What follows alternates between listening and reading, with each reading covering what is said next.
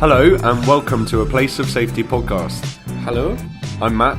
and I'm Vincenzo once again. How are you, Vincenzo? Feels like a while since we last recorded. It's been quite a fortnight, Matt, I have to say. How's your fortnight been? Well, the fortnight has been interesting, especially on our social media landscape, let's say. So the news is that we've been retweeted by Alan Francis, who was the chair of the DSM-4 task force. Okay.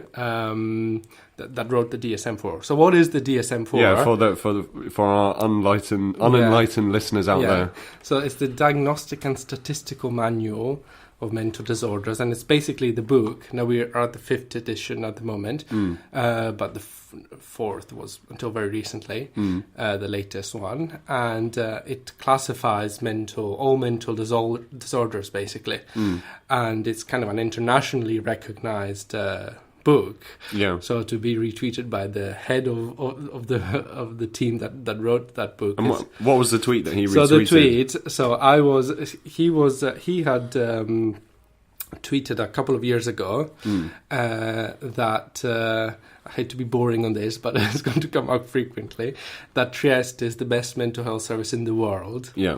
And he had he's written things about it. And so I retweeted that and I said, well, when will we realize in the UK that we don't need psychiatric hospitals as such?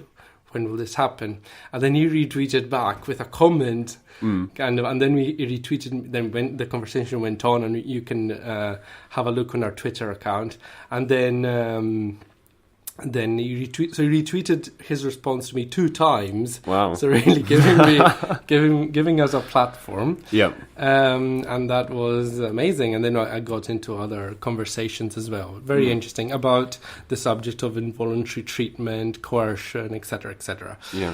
Which we won't talk about in this episode. But what are we going to talk about in this episode? In this episode, we're going to talk about training. Yeah. Because we want to lay the ground before talking about other issues that are more complex and more controversial.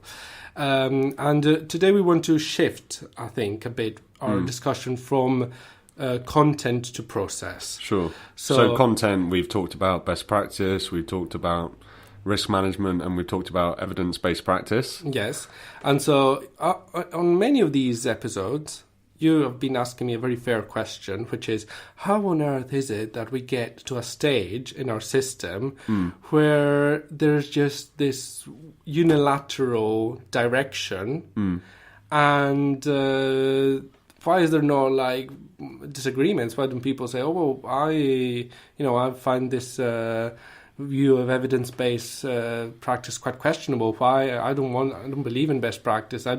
Risk management, I find it questionable. Why does that not happen? Why is that impossible?" And so the answer to this, as the answer to many things in this field, is quite complex. And I think one of the aspects to consider in this respect is the way training is delivered. So before, I think an important point to clarify about this, before we get into the subject matter, is that not all training is bad. So you can get good training, you can get bad training, you can get all sorts of levels of quality of training in the middle in the system. I tend to think that often training is poor. But here in what experience do you think training is poor? Can you talk about that? So I think that when the system's principles are delivered to people in specifically teaching you how to do a job, then that's where training tends to be bad. Whereas when the system is, which happens in some services more than others, I have to say, the more you move away from, let's say, publicly funded services, the more possibility there is for something different. But the more you're strictly related to the establishment's views, the worse the treatment is. Whereas the more you get training that is more about people just giving you tools not telling you prescriptively what to do. Giving you a range of options. Giving you some knowledge about how you could approach a certain thing, or explain this is how this psychological process might work or play out.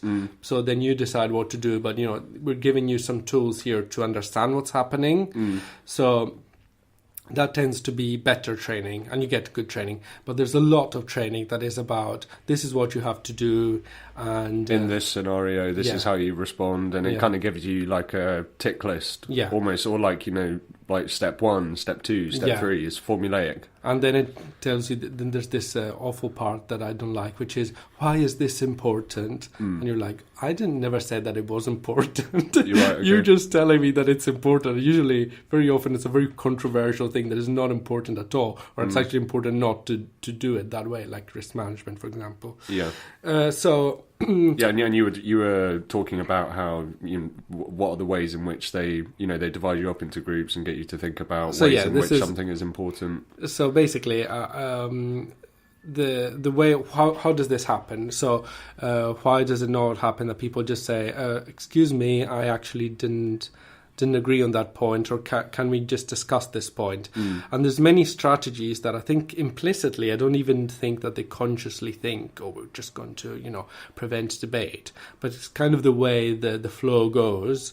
There's different strategies that are used that make it virtually impossible for new ideas to emerge in training or to be discussed. So one of the strategies that are used, that you just mentioned, is dividing people in groups. So one of the amazing artistic spins that the system is able to put on its services is to make things look good and democratic, and to make it look like they're really giving you a voice. Because you're going into groups and you're discussing ideas in a group. So they say, so you think, oh, they're putting you into groups, they're telling you to discuss things, so this is as democratic as it gets. But the problem is that they frequently do this, of dividing people into groups. But when they divide people into groups, the mandate of the discussion of that group is often a mandate that has in its destiny, basically, to support the establishment's view. So, for example, they could say, divide yourself in groups and discuss why it's important to follow best practice. Or just divide yourself into groups and decide and tell me why it's important to have a really effective risk management culture. And there's almost no contemplation that something might not be good. Yeah, because if you're in that group and I'm discussing why is it important to follow best practice, of course I don't believe that there is a best practice. So what am I supposed to do in this group? Yeah, you're just cutting me off completely, and then they want you to participate, though you can't just stay silent, and then we'll see what happens when you do stay silent.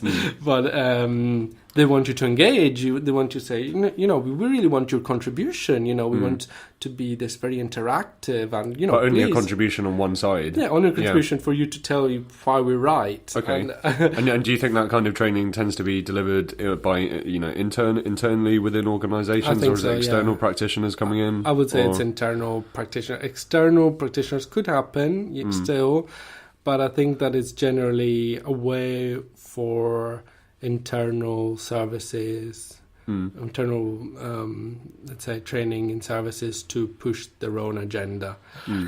And often, as I said, a very questionable agenda. So this is one of the...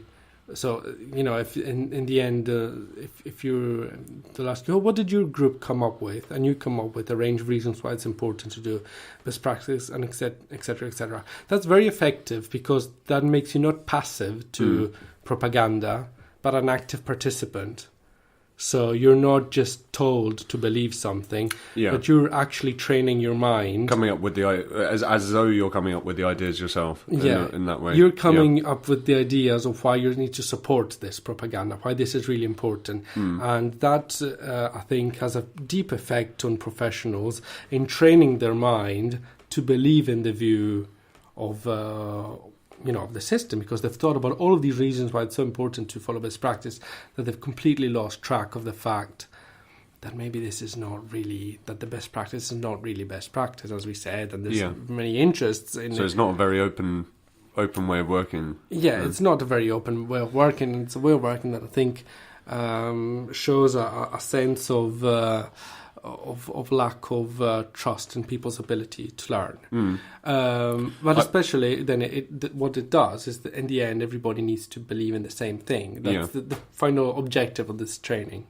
I do sort of wonder though, so if the basis of that idea is that good training is good open discussions, how possible is that in a service where staff lack the sort of knowledge, or maybe like a psychological background, maybe they've come from working in a completely different sector, a lot of social care jobs are in that way, where people maybe haven't worked with people before. So how possible is it to have those open discussions where people maybe don't even have the awareness of what the two different sides are in the first place? And isn't it therefore good that you have organisations providing some level of training, to get up to, so would you rather... I just wonder how you get around that. Yeah, I think that there's some basic issues of accountability that inevitably will be around in every system and every service, and it's good that for those aspects you're trained prescriptively. So you need to show some level of writing notes about what happened, and this is how you need to do it, and this is how we want you to do it. Fair enough. I will still then leave, what do people think of this way of doing things at the end, and I would have a discussion, but kind of telling you this is kind of what we need to do for legal reasons, and this is because there's a legal responsibility to do this and that. But in terms of providing you with skills, you can provide... So there's this illusion, I think, a lot of people have in Britain in mental health services, that there is... that there's professionals that are very well trained will know exactly what to do in every situation, and that's an illusion. You never know exactly what to do. If you know exactly what to do, that's because you've learned these tick box exercises, and then that can go horribly wrong. So there's always an element of doubt, and the degree to which if you know a lot, as well as if you know very little, the degree to which you're able to make a right decision in a situation depends on the awareness that you have about the subject.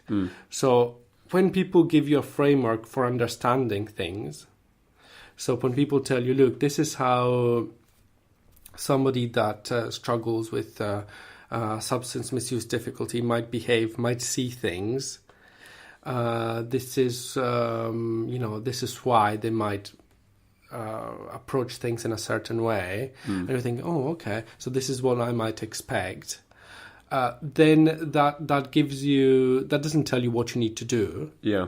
That gives you the tools to think about what you could do, and that means that then the conclusion that you might come to might be different from the conclusion somebody else comes to.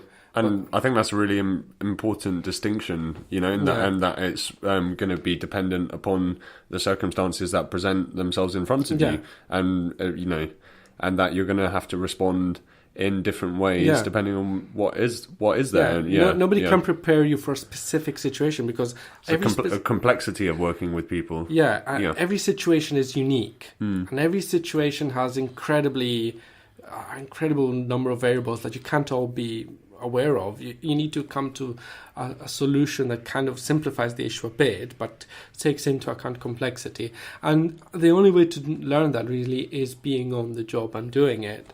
So when you relate to someone and then you think, oh no, that interaction didn't go well, and then you bring it to someone else and you say, well, that I don't feel I kind of gave the right answer to that, or I think I could have done that better. And then you can have a discussion, about what do you think didn't go well in that situation, and what did you feel, and what did the other person feel? But that's combining in like reflective practice, right? Which I wonder, is that happening as often as it should within services to sort of embed that? But but taking that point about training